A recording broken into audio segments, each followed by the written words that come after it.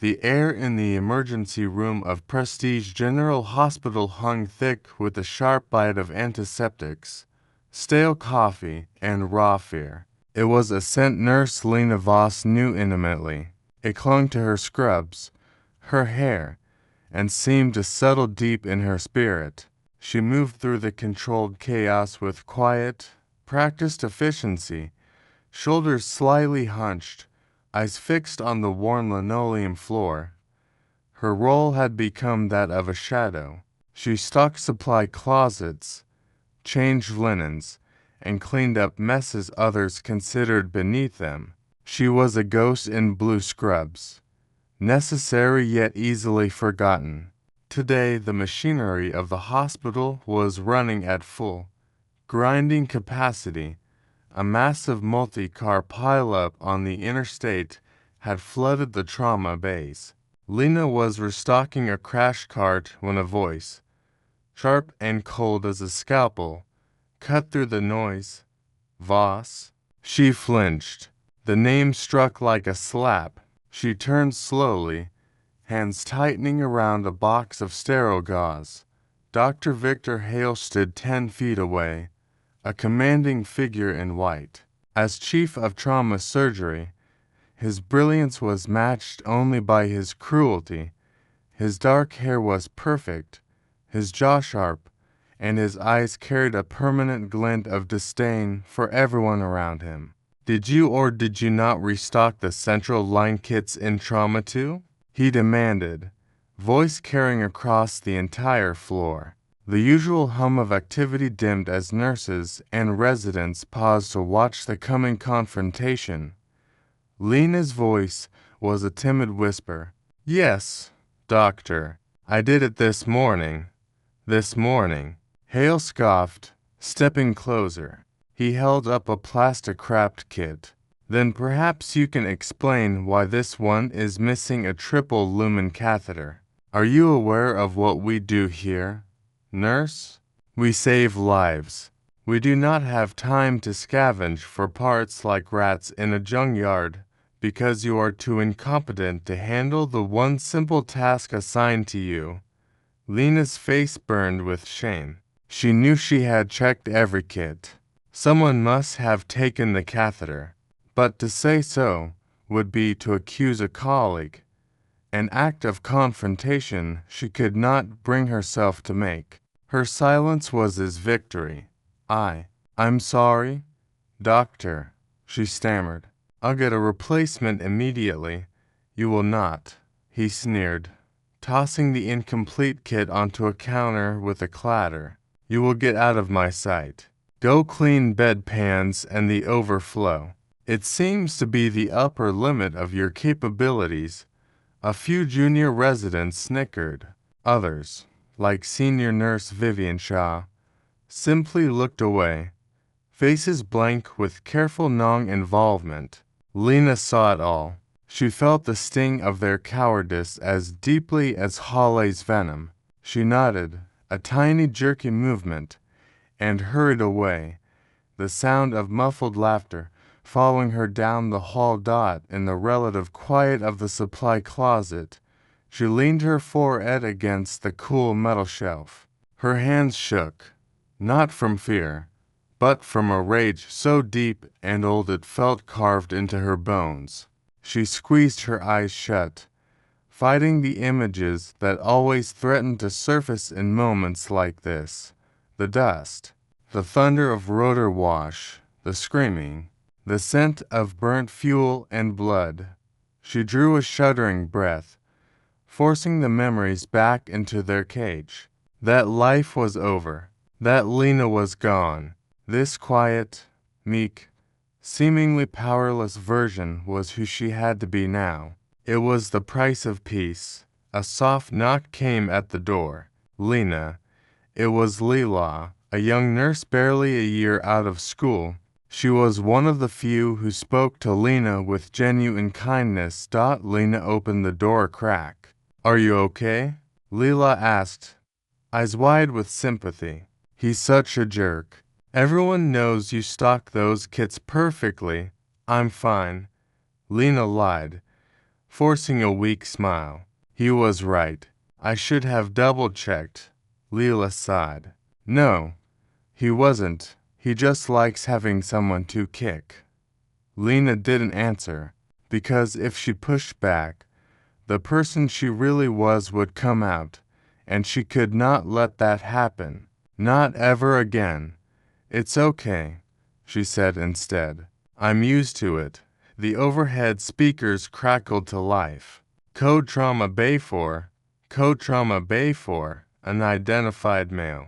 Multi-system trauma, 8 to 2 minutes. Leela's eyes lit with professional focus. That's me. You sure you're okay? Lena nodded. Yo, they need you. As Leela hurried off, Lena slipped out of the closet and moved toward the ER's periphery. She knew her place. She would stay out of the way, watch from a distance, and wait to be told what to clean. It was safer that way.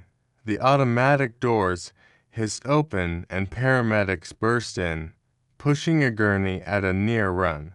On it lay a man built like a mountain of muscle, yet he was shattered. His face was a swollen mask of blood and bruises.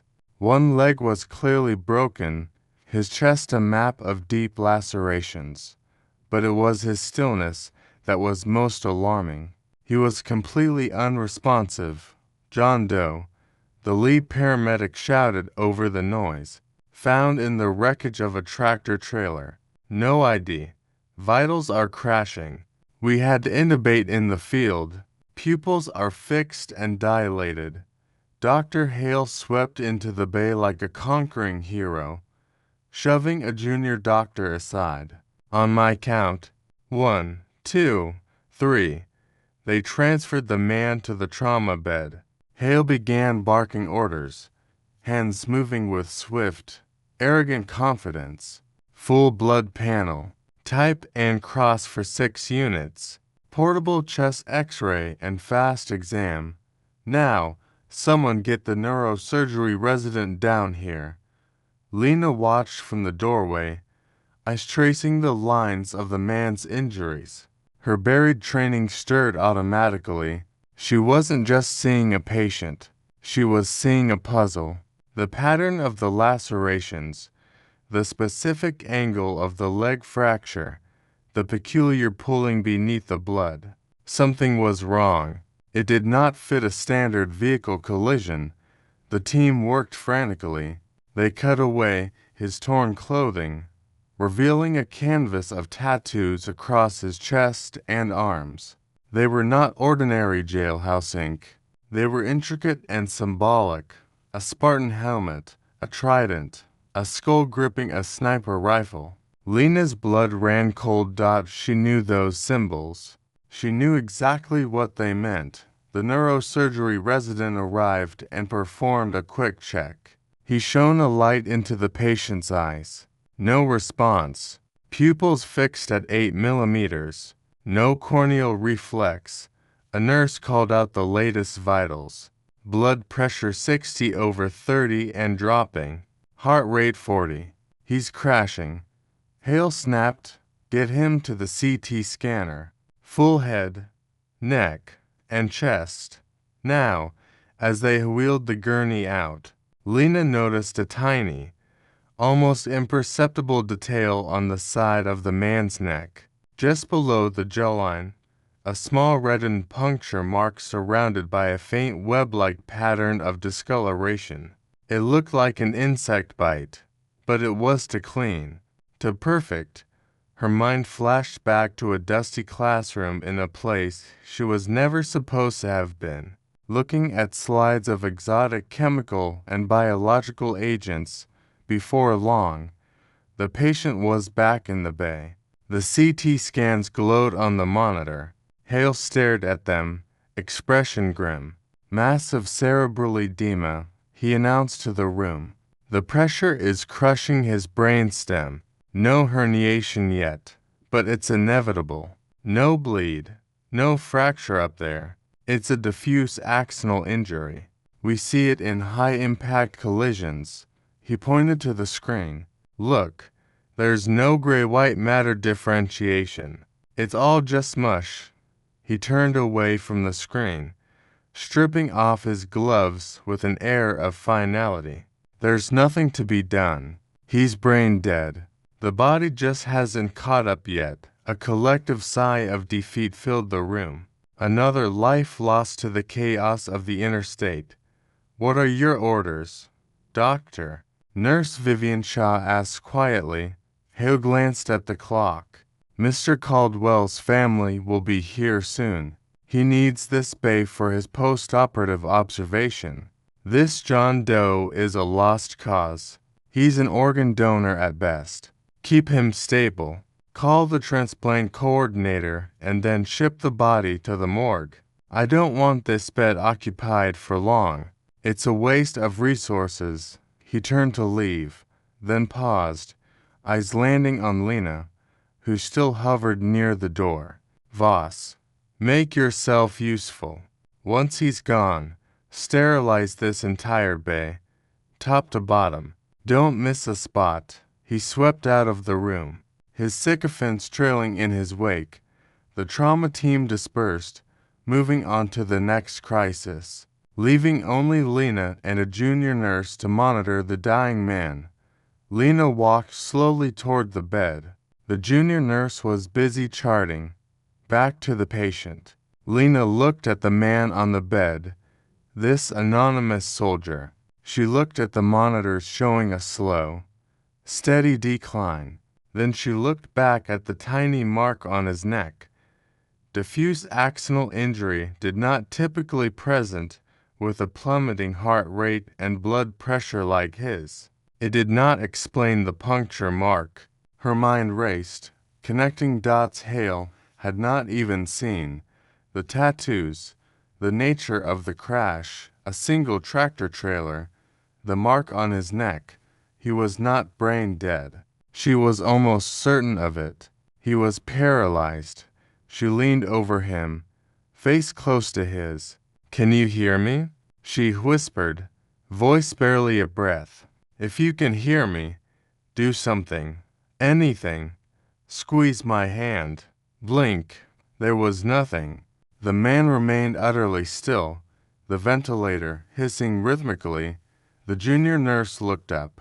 Talking to him? It's no use. Poor guy. Dr. Hale said he's already gone. Maybe, Lena said, eyes never leaving the man's face. She gently took his right hand. It was large and calloused, a warrior's hand. She remembered a technique, an old Field Me Dick's trick for checking deep nerve response. She placed her thumb on the sensitive webbing between his thumb and forefinger and pressed hard. For a second, nothing. Then she felt it, a flicker, an infinitesimal twitch of a tendon in his index finger dot. It was all the proof she needed. Go take your break, Lena told the junior nurse. I'll watch him. Are you sure? The nurse asked, surprised. I can stay. I'm sure, Lena said, voice a little firmer than usual. Go on. The moment the nurse was gone, Lena moved with speed and purpose that would have shocked her colleagues. She flew to the medication station, mined a whirlwind of pharmacology. The toxin she suspected was a rare experimental cholinesterase inhibitor. It mimicked brain death by decoupling the nervous system. The standard antidote could be dangerous if dosed wrong, but there were other drugs, precursors that could fight the effects long enough to prove she was right. She grabbed vials of neostigmine and glycopyrrolate. It was a risky combination, a careful balancing act. One stimulated the paralyzed muscles, the other protected the heart from overstimulation. It was not a cure, but it might buy a window of proof. She returned to the bedside, heart pounding. This was the line. She was about to defy a direct order from the chief of surgery. She was about to risk her license and the quiet, miserable life she had so carefully constructed. She looked down at the soldier's face. In the chrome of the bed rail, she caught the faint scar above her own eyebrow, a reminder of a day she had not been fast enough or smart enough. A day she had lost one of her own. Not again. With a steady hand, she injected the cocktail into his IV line. Then she waited. 10 seconds, 30, a minute, nothing. Her stomach sank. Had she been wrong? Had she just endangered a dying man for nothing? Then his eyelids fluttered. It was a tiny movement, but it was there. His eyes, a startlingly clear blue, opened and stared at the ceiling. They were vacant, unfocused, but they were open. "Can you hear me?" She whispered again, voice tight with emotion. His eyes remained fixed on the ceiling. He could not move his neck. He could not speak. He was trapped, locked inside himself. Lena took his hand again. She remembered the basic protocol. "I'm going to ask you questions. Squeeze my hand once for yes, twice for no. Do you understand?" A faint pressure, one squeeze. Tears pricked Lena's eyes. He was in there. "All right. You're in a hospital. You were in an accident.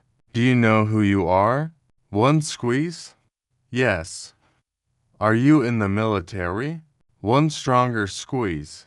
"Yes." She had to be sure. She had to know exactly what she was dealing with. She switched from verbal questions.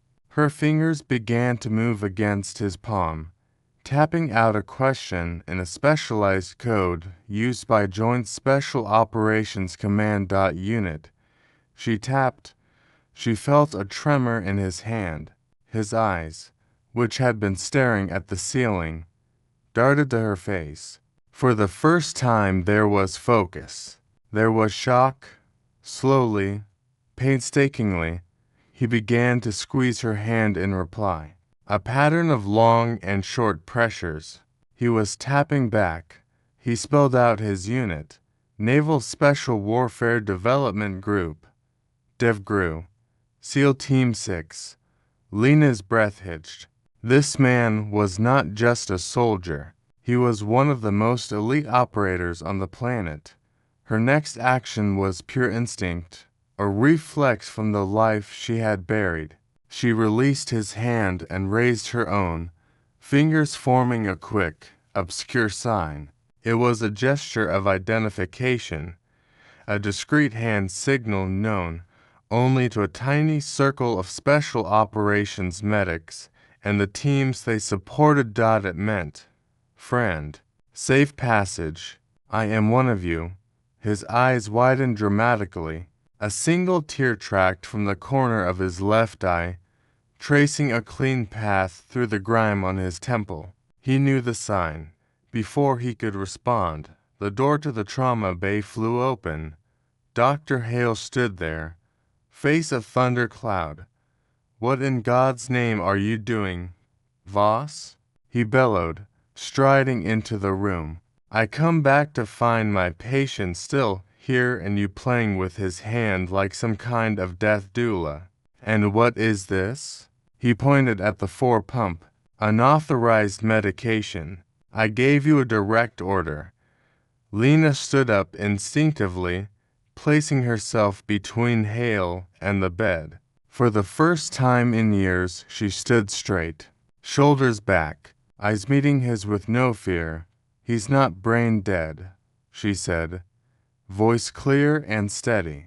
It sounded alien in her own ears. "He has locked-in syndrome, likely from a chemical agent.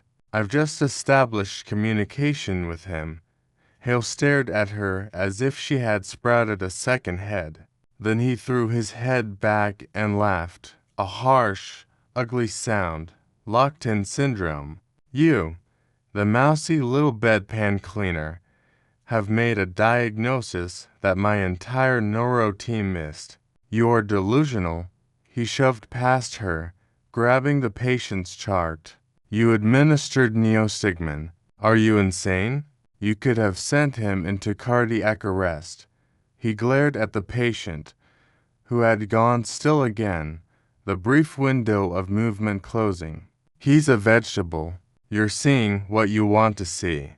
You violated every protocol in the book. He responded to me.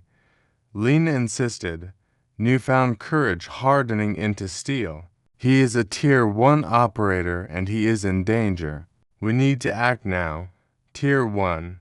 Hale spat. You've been watching too much television.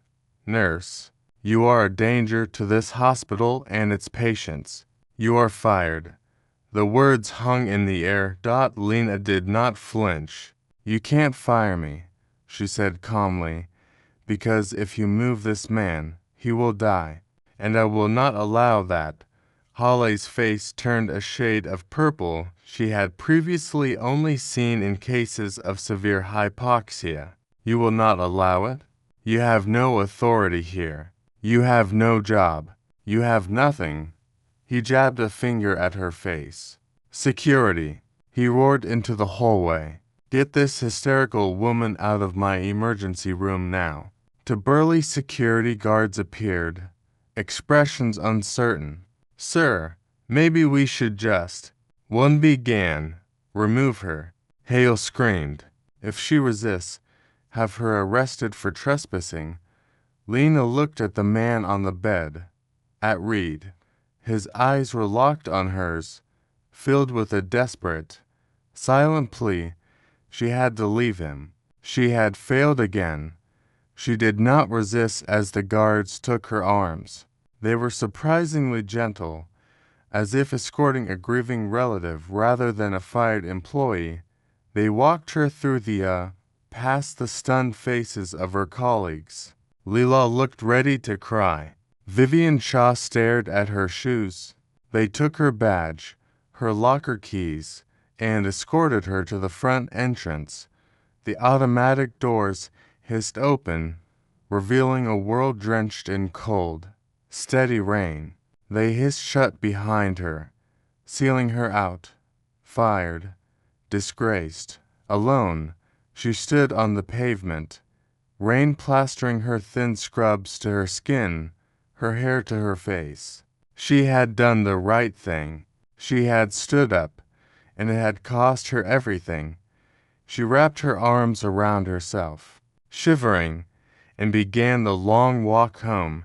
She had made it 3 blocks, a soaked and pitiful figure trudging through the downpour, when she heard it, a sound that did not belong in the city, the rhythmic, percussive thump-thump-thump of heavy helicopter rotors, growing rapidly closer. It was a sound from her other life, a sound that vibrated deep in her chest. She looked up. Two MH-60 Blackhawks painted matte non-reflective black were descending out of the low clouds. They were not heading for the hospital's rooftop helipad. They were coming straight for the 6-lane street she was on. Cars screeched to a halt, drivers staring in disbelief as the lead helicopter flared for landing. Rotor wash blasting rain and debris in every direction. The moment its wheels touched the asphalt, side doors slid open and a team of men fast-roped to the ground. They were not police. They were not SWAT. They wore black tactical gear, carried short-barreled rifles, faces hidden behind helmets and night vision goggles. They moved with fluid, predatory grace born of thousands of hours of training. They established a perimeter around the helicopters, shutting down the entire street with silent, intimidating efficiency. From the second helicopter another team emerged, along with the tall, imposing figure in a decorated army uniform, a general. They moved with purpose, jogging directly toward the entrance of Prestige General Hospital. Ignoring the chaos they had created, Lena stood frozen on the sidewalk, water dripping from her chin. They were not here for a terrorist. They were not here for a bomb. They were here for him, for the man in Bay 4, a black SUV that had been part of the impromptu motorcade pulled up beside her. A window rolled down and a man in a suit leaned out. But it was the man in the passenger seat who held her attention. A soldier, one of the operators, helmet now off. He looked at her, expression serious. Nurse Lena Voss. Lena could only nod, mute with shock. Ma'am, we've been sent to find you. My name is Captain Elias Grant. We need you to come with us. How? How did you know? She managed to whisper. Our asset, Master Sergeant Reed Harlan, regained partial consciousness for a brief window. The captain explained. He was unable to speak, but he communicated via a subvocal transmitter embedded in his gear. He sent two messages. The first was a threat confirmation. The second was your name and a code name, Valkyrie. He said you were the only one who knew, Valkyrie. The call sign she had not heard in years. The name they had given her in the desert. The bringer of the chosen slain to safety. A name she thought was buried with the men she could not save. General Vale is inside. Captain Grant continued. He's requesting your presence. Master Sergeant Harlan is his asset, and now he's your patient.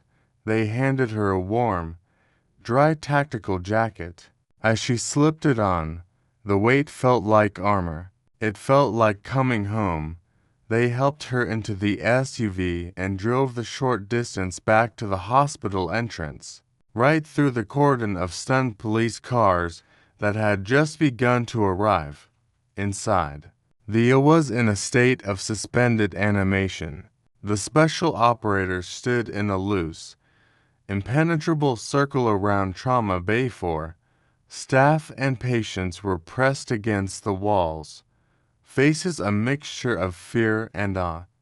In the center of it all, standing before a pale and sweating Dr. Hale, was General Gideon Vale.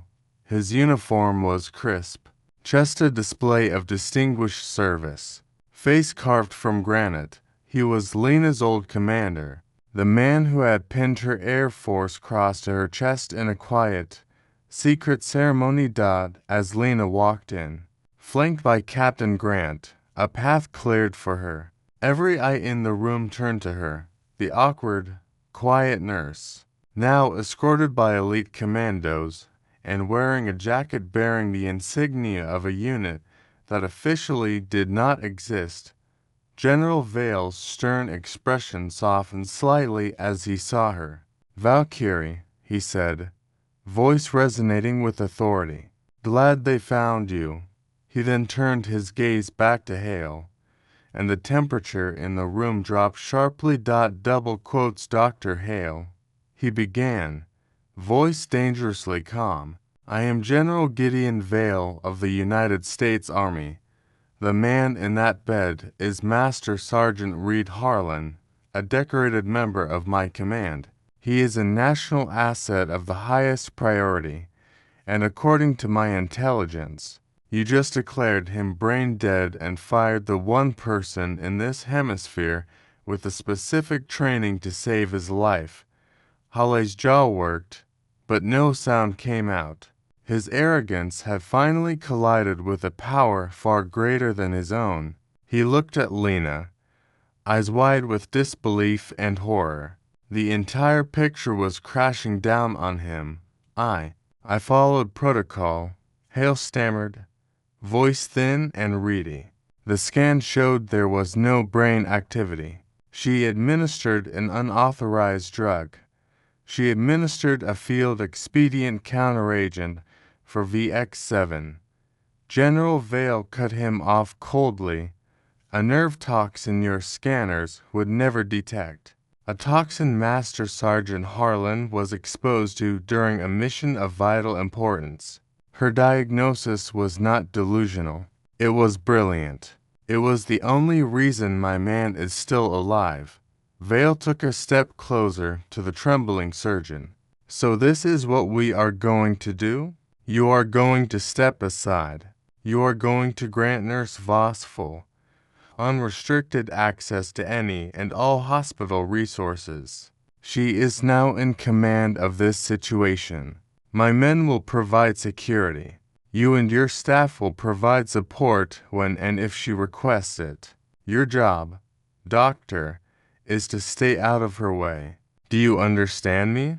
Hale, utterly broken, could only manage a weak nod. Vale turned to Lena. Captain Voss, he said, using her former rank. The title echoed in the silent room. Lilo's jaw dropped. Vivian Shaw's eyes were wide as dinner plates. What do you need? Lena felt the last years of fear and doubt slough off like dead skin. The woman who had been Valkyrie stepped forward. I need a full dialysis setup, a supply of pralidoxine chloride, and a secure line to the Usamariad Chem Response Unit at Fort Detrick, she said, voice ringing with command. And I need someone to get this man's gurney out of Maya. She walked past the petrified Dr. Hale without a second glance and entered trauma bay for Reed. Harlan was still on the bed. But now he was not a victim. He was her mission. She picked up his hand. I'm here. She tapped into his palm. Hold on. She felt the faintest squeeze in reply. One squeeze. Yes. In the hours that followed, Lena was no longer a nurse. She was a force of nature. She directed the staff with precision and authority that left them breathless. She calibrated the dialysis machine herself, turning it into a makeshift blood scrubber to filter the toxin. She oversaw the administration of the proper antidotes, calculating dosages based on Harlan's estimated exposure and metabolic rate. She was a whirlwind of competence, a stark contrast to the timid woman they had known. General Vale watched from a corner, a rare, proud smile touching his lips. He and Captain Grant conferred in low tones. The mission was to recover a sample of the VX-7. Vale explained to Lena during a brief lull. It went bad. His team was wiped out. He initiated emergency escape and evasion, but not before he was dosed. He managed to hide the sample before he crashed the truck he'd commandeered. Where is it? Lena asked, checking Harlan's vitals. His heart rate was stabilizing. Blood pressure was coming down. It's on him. Or rather, in him, Vale said grimly. In a small bionert container. He sutured it into his own thigh muscle. The people who want it back are not the type to give up easily. They're a rogue private military company funded by a foreign power. They will assume he's in this hospital, as if on cue. One of the SEALs guarding the entrance spoke into his radio. Sir, we have a problem. Hospital security just reported one of their janitorial staff is missing, and a new hire, a Dr. Silas Vane, just badged in. We have no Dr. Vane on the hospital roster. Lena's head snapped up. Her eyes scanned the room. The chaos had subsided. The only people moving were her team and the military. But then she saw it, a flicker of movement at the far end of the ward near the linen closets, a man in surgical scrubs. Back to them, was walking with a purpose that did not match the shuffling gait of the other shell-shocked staff. He was heading away from the action. Something was wrong. His posture, the way he carried himself, too rigid, too controlled. Captain Grant, Lena said, voice low and urgent. The man in the green scrubs by the far exit. He's not one of ours. Grant's eyes narrowed. He subtly signaled two of his men, who began to move, flanking the unsuspecting figure. At the same time, General Vale received a call on his satellite phone. His face went rigid. He hung up and looked at Lena. That was my inside source. Hale just made a call. He sold us out. He gave them our location and a way in for $20 million. Suddenly the world exploded into motion. The doctor in green scrubs realized he had been made. He spun around, not with a scalpel, but with a silenced pistol that seemed to appear in his hand from nowhere. He was not aiming for the soldiers. He was aiming for the man on the bed. For Reed Harlan, there was no time to think. Lena reacted. She grabbed the heavy stainless steel instrument tray beside her and hurled it like a discus. It spun through the air, a silver blur, and smashed into the assassin's gun hand. The pistol clattered to the floor. The assassin snarled, abandoning his primary target and lunging for the closest threat. Lena. He was fast, a trained killer. He drew a combat knife from a sheath on his ankle. But Lena was faster. She was not just a medic. She was a pararescue jumper. Every PJ was a warrior first. She met his lunge, not with fear, but with trained footwork. She sidestepped his clumsy knife thrust, hand shooting out to grab his wrist and twist it in a way bone was never meant to bend. The knife dropped in the same fluid motion. She drove the heel of her other hand up under his chin. There was a sickening crack as his head snapped back. His eyes rolled up, and he collapsed to the floor like a puppet with its strings cut. Unconscious, but alive. Disabled with surgical precision, the entire sequence had taken less than 3 seconds. Captain Grant's men arrived to find Lena standing over the downed assassin, chest heaving, eyes blazing with a light no one in this hospital had ever seen. The quiet nurse was gone. Valkyrie was back. This facility is compromised, Vale declared, voice booming through the now silent we're moving him now. We can't. Lena countered immediately. He's not stable enough for transport, not in a helicopter or an ambulance. The vibrations could cause a fatal arrhythmia. Then what do you suggest, Captain? Vale asked, respect for her absolute. Lena's mind was already working. They needed a secure location off the grid with power, water, and enough space to set up a sterile field. A place no one would think to look. I have a place, she said. A cabin north of the city. It's isolated. I own it. It was her sanctuary, the place she went to hide from the world. Over the years, she had quietly equipped it for any contingency. Solar panels, a well, a shortwave radio, and a small climate-controlled basement room she had once envisioned as a wine cellar, but which was as sterile as any operating room. How do we get him there? Grant asked. We don't use a military transport. It's too obvious. Lena said, thinking tactically. They'll be looking for it. We need something that blends in. She looked around her eyes landed on a faded, beat-up van parked in the ambulance bay belonging to a private, low-budget medical transport company. We use that. Vale nodded. Make it happen. The plan was put into motion with terrifying efficiency. While 2 of Grant's men requisitioned the transport van, Lena and Lila prepared Reed for the move. They could not use a standard gurney. Instead, they strapped him to a spinal board. Life support systems, now a collection of portable batter-powered units. Dr. Hale was being held in his office under the guard of 2 massive SEALs. As they wheeled Reed past, hidden under a simple blanket, Hale saw Lena.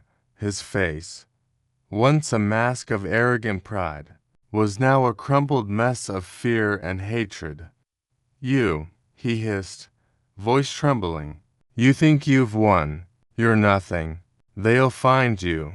They'll kill you all, and I'll be rich. I'll be free. Lena did not even look at him. She was focused on her patient.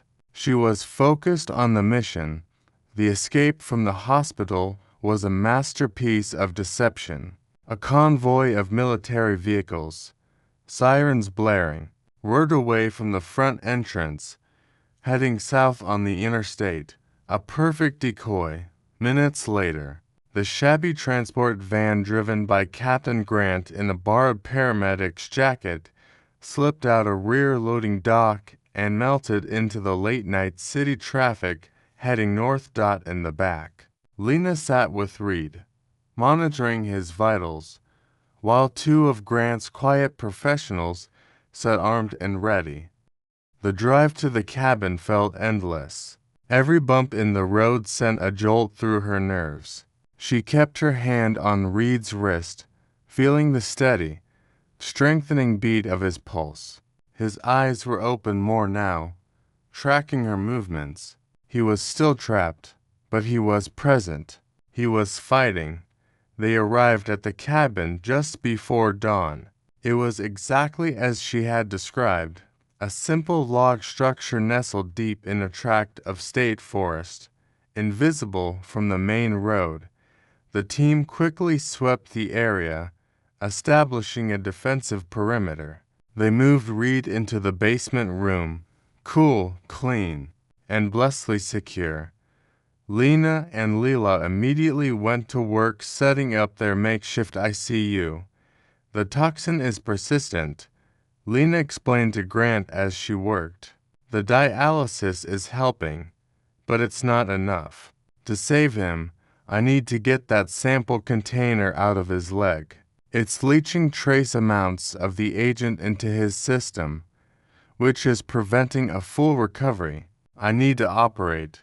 Can you do it here? Grant asked, looking around the basement. I can, Lena said. But it's not the surgery I'm worried about. It's them. Hale gave them our destination. No, Grant corrected her. Hale didn't know about this place. He gave them the location of a military safe house miles from here. They're heading the wrong way. But he also gave them a description of you and a tracking signal. Lena froze. What tracking signal? Grant pointed to her hospital ID, which she had clipped back onto her scrubs out of habit when she returned to the hospital badges.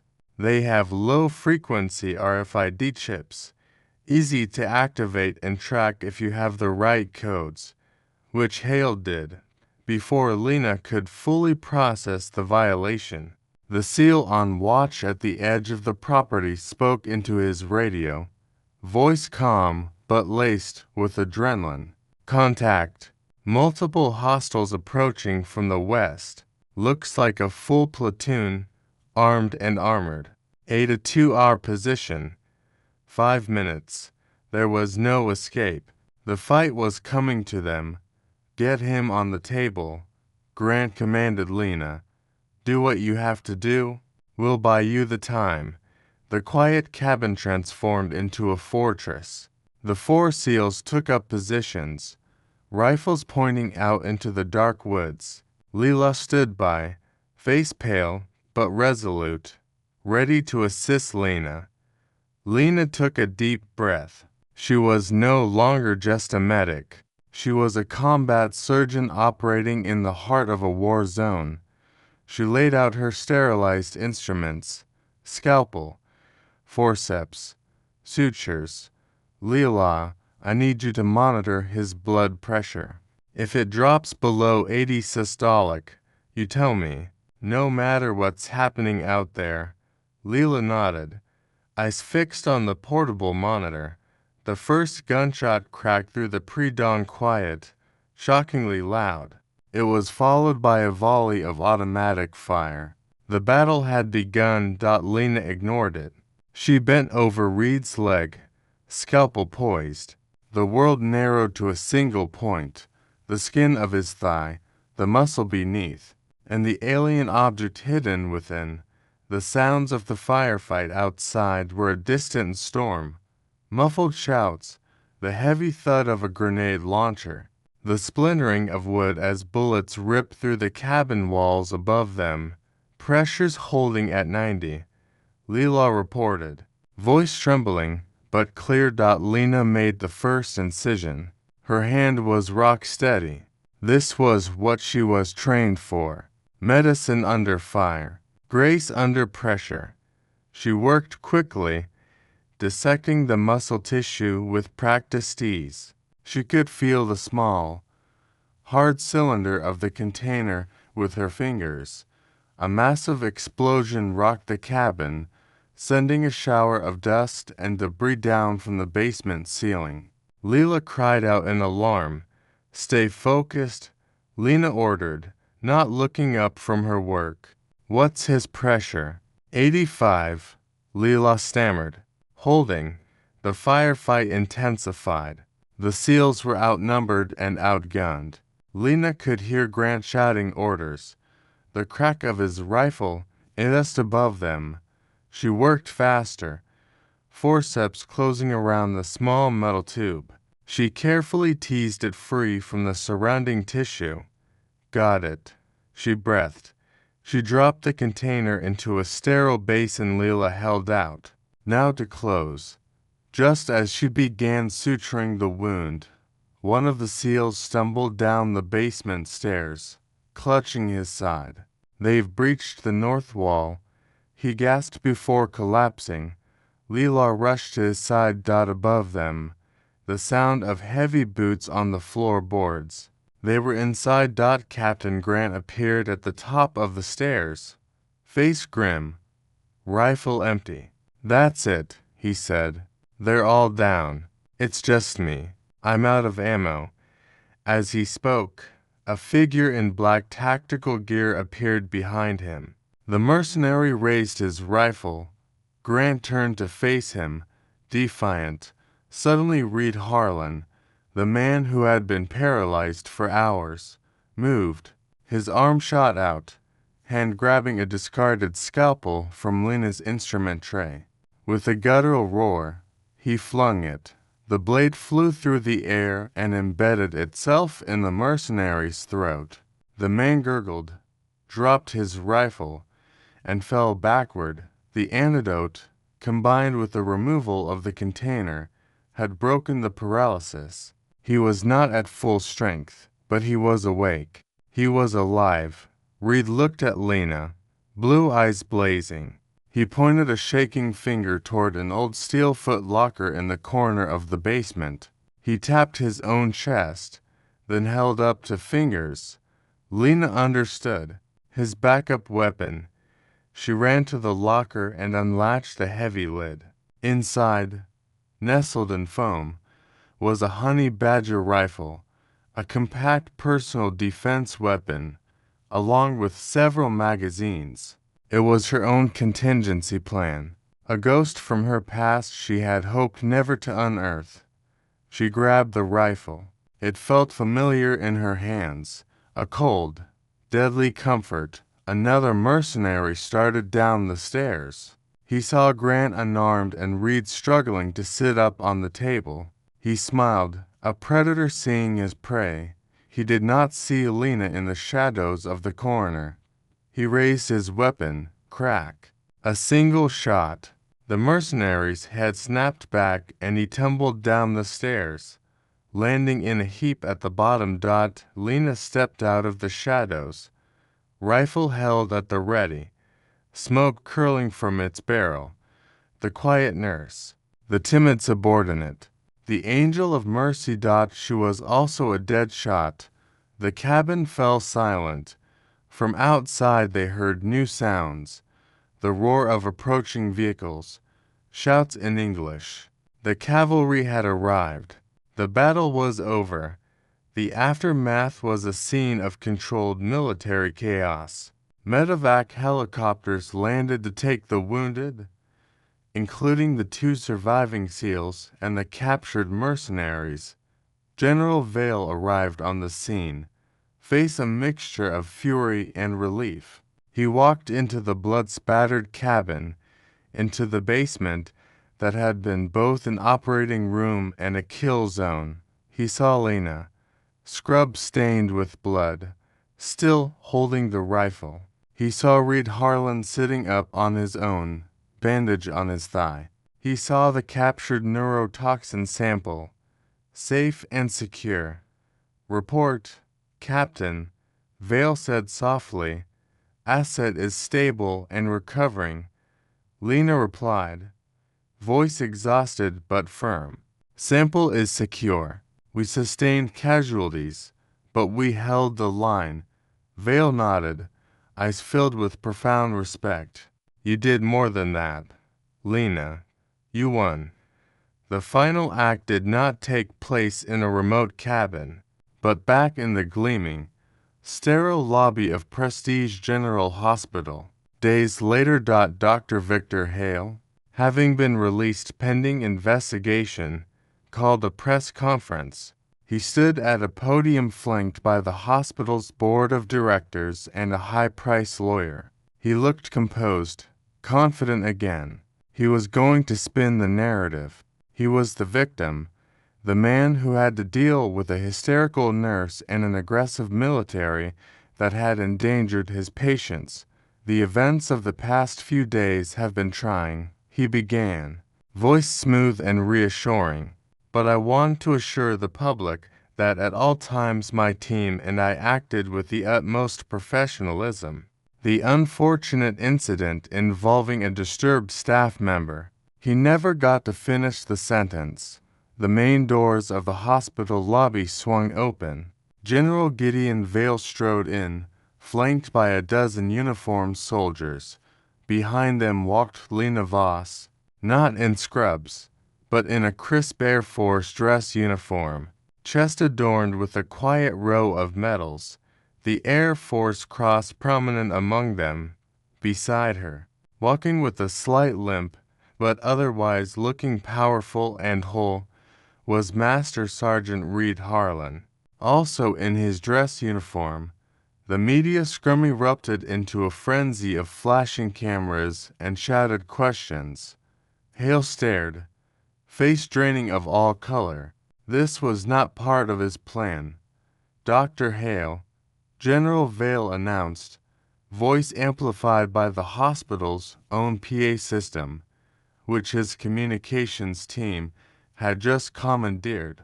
"You have the right to remain silent." He held up a small digital recorder. "However, I think the public and the federal authorities waiting outside might be interested in hearing this." He pressed play. Holly's voice, slick with greed and arrogance, filled the lobby. 20 million American dollars for the location of the nurse and the soldier? Yes. Yes. Consider it done, and you'll handle them. Make sure she disappears. Excellent. The recording ended. A dead silence fell over the massive room. Holly's lawyer slowly took a step away from him. The board members looked at him with horror. "That recording is. It's a fake. It's a deep fake." Hale shrieked, composure shattering completely. "She's a lunatic, a fraud. I'm the chief of surgery." Two FBI agents stepped forward, cuffs in hand. "Dr. Victor Hale, you are under arrest for conspiracy to commit murder, treason, and aiding and abetting an enemy of the United States." As they snapped the cuffs on his wrists, Hale completely unraveled. He sobbed, he screamed, he protested his innocence. A pathetic, weeping wreck, he was dragged, kicking and crying, out of the lobby he had once ruled, past the faces of the staff he had terrorized. His reign of arrogance ended in the most public and humiliating way imaginable. In the now quiet lobby, all eyes turned to Lena. Leela pushed through the crowd and threw her arms around her, sobbing with relief. "I knew it," she whispered. "I knew you were amazing." Nurse Vivian Shaw approached, eyes filled with tears of shame and gratitude. "I am so sorry," she said. "I was a coward." "What you did? You're a hero." Lena simply nodded. Accepting the apology. The applause started with one person, then another, until the entire lobby, staff and patients alike, was giving her a thundering ovation. Later, in a quiet office, General Vale sat across from Lena. "The president sends his personal thanks," he said. "What you did saved an operation that will protect this country for the next decade." He slid a file across the desk. "Which brings me to this. It's a proposal for a new Joint Command Unit, the 721st Special Tactics Medical Wing.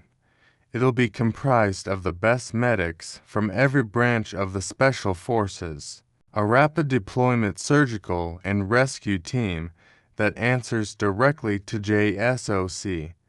They need a commander, someone with field experience, tactical knowledge, and the courage to make the hard calls." He tapped the file. "They need you, Lena. It's a full commission, Colonel.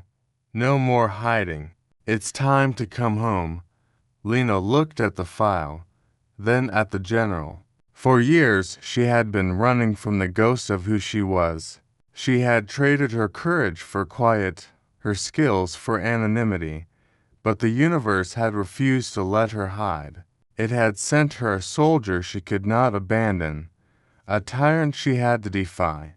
It had reminded her of who she truly was. A slow smile spread across her face. "When do I start?" On a hot tarmac at a military air base, Lena stood, not in scrubs or a dress uniform, but in a flight suit. The name tag read Colonel L. Voss. She looked up at the sky, face turned to the sun. The faint scar above her eye was no longer a mark of failure, but a testament to survival. "Figured I'd find you here." She turned. Reed Harlan stood there, out of uniform now, looking relaxed and strong. He walked toward her, limp barely noticeable.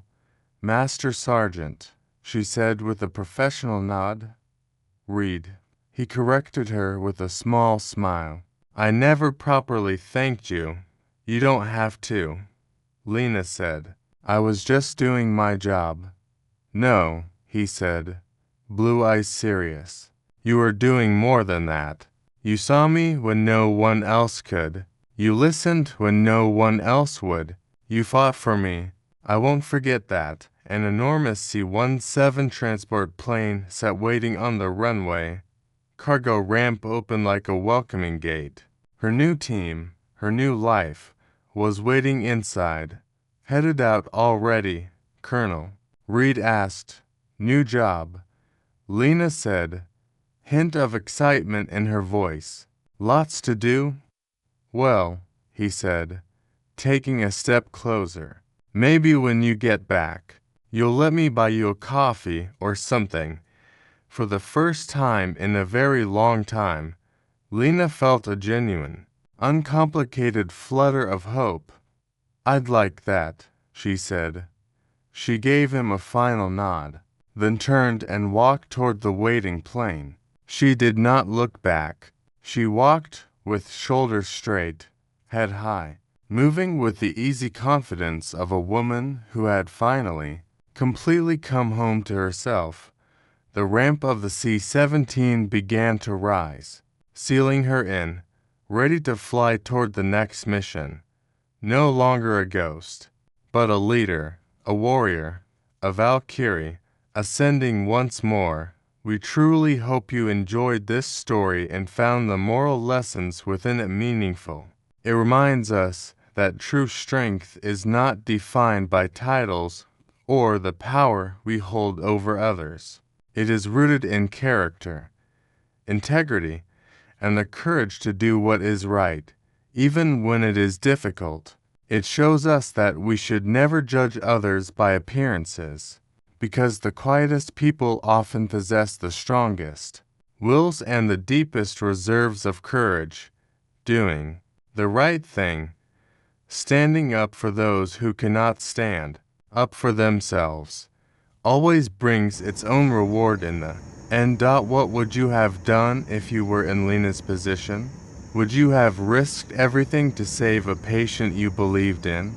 Share your thoughts in the comments below. And if this story moved you, please like, subscribe, and turn on the notification bell so you never miss a new upload. Have a wonderful rest of your day.